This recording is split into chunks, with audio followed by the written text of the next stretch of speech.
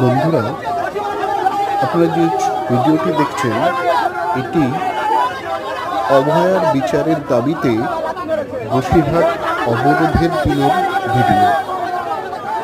এই দিন টিএমসির স্থানীয় কাউন্সিলর বিজেপির অবরোধ চলাকালীন বিজেপির পতাকায় লাথি মারে এবং যে চেয়ারগুলোতে বিজেপির পতাকা লাগানো ছিল সেগুলো ফেলে দেয়। এর পরবর্তীতে সাথে সাথেই বিজেপি কর্মীরা রুখে দাঁড়ায়,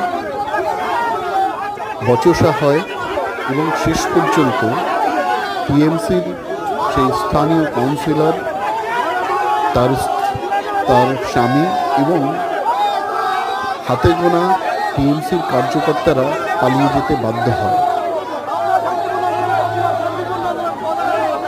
সর্বক্ষেত্রে এইভাবে প্রতিরোধ গড়ে তুলতে হবে।